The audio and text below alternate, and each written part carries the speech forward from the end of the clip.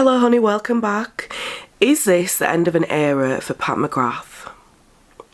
You might know her for her exceptional makeup products. She has best-selling things that focus on intense colour payoff, innovative formulas and textures, and the iconic setting spray to give you that glass skin.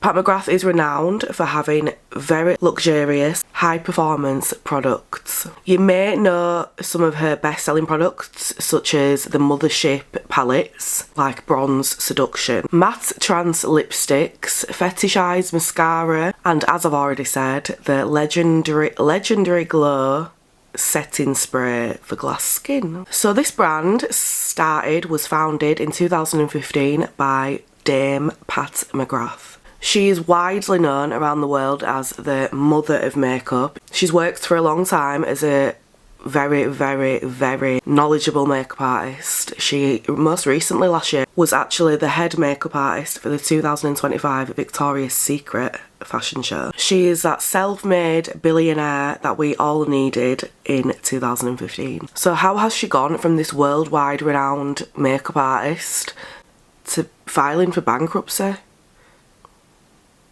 Last week, on the 22nd of January, it came out that Pat McGrath has now filed for bankruptcy. This has come after they officially filed for Chapter 11 bankruptcy protection in the Southern District of Florida. How has this happened when the company was valued at $1 billion only in 2018? In the last 7 years, I have not seen any kind of clue or, insight into the fact that it might not be doing as well as we thought it was. I feel like this has come from nowhere. It's really out of the blue.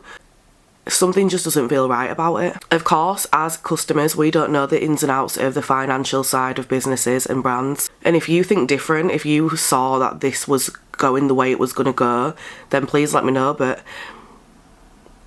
this was never an option in my head. I never thought in any lifetime that Pat McGrath would be filing for bankruptcy. I know I say it all the time, but this really will be the end of an era. I hope things can be turned around, because the inspiration, the creativity, the drive that she has brought makeup artists, makeup enthusiasts it's out of this world. I don't feel like many other brands could match that. She's more than just a brand. She is knowledge and expertise and inspiration in human form.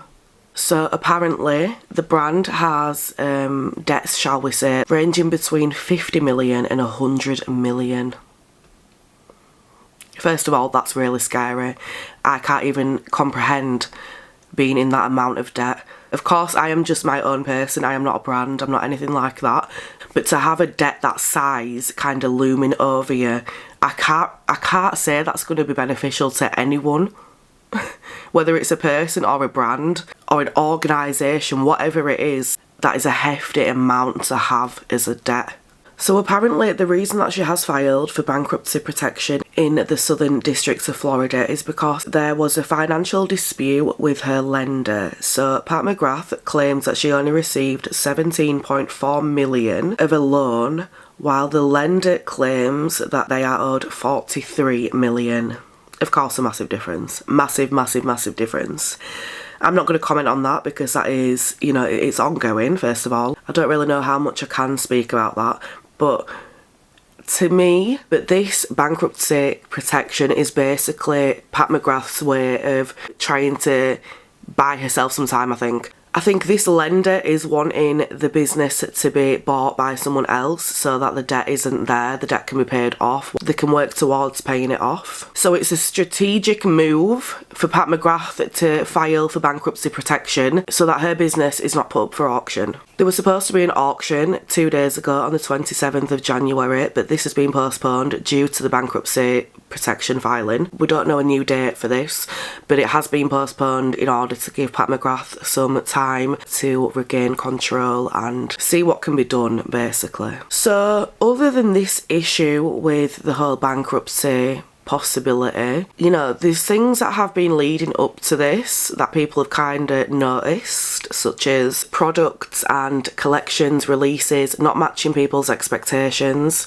not being released on time, late so much to the point where the moment's gone, the trend has passed. You know, the excitement for this product is no longer there. And yes, I'm talking about the glass skin setting spray with that one, because she used this product in 2024 for Maison Margiela, their glass skin look. This went crazy. It went absolutely crazy. Everyone wanted to know what this amazing product she was using was called. Everyone wanted to know what this absolutely incredible product was that she was using on these models that were giving them this perfectly glassy, really even and just flawless.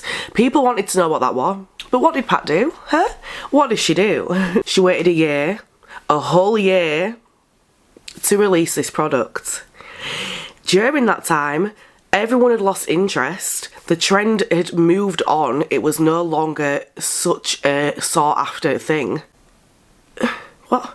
So you've got this product that you've used, it's gone viral, and then it's taken you a year to release it so people can buy it. Now in my head there might be a few reasons for that. First of all, they might not have even made it. They might have not started the process of making it because it might not have been something that she knew if people would want to buy. It might have been a product that she wasn't sure how, you know, consumers would react to it. She didn't know whether it'd be something that were popular or not. The other reason in my head it could be is maybe she didn't have the funding for it at that moment in her career. But given how successful her brand is, her business is, I would say that's not likely. Or they simply just took too long with it.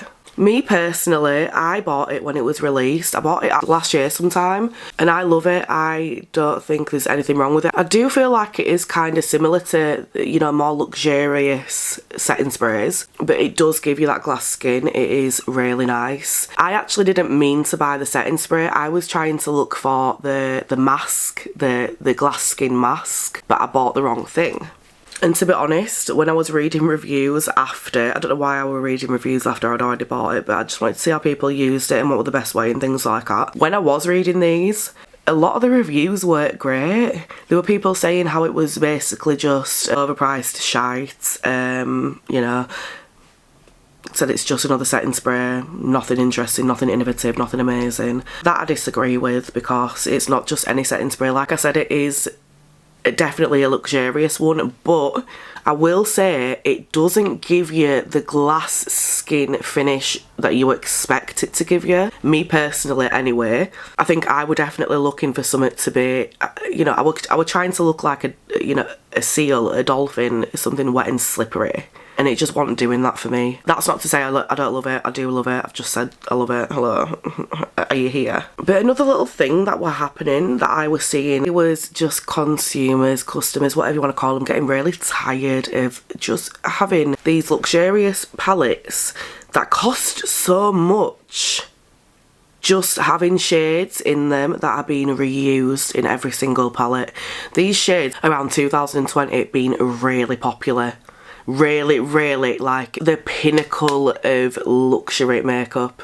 And when I was researching about my setting spray when I was just about to buy it, I saw loads of people complaining about the palettes, saying, oh, look, nothing interesting there. Saying things like, oh, what a surprise, you know, reusing shades again. So I had a little look, and it is a bit confusing, because if I'm going to buy a very, very highly priced eyeshadow palette, I want it to have different shades in to the previous one that they've brought out. I want the shades to be totally different.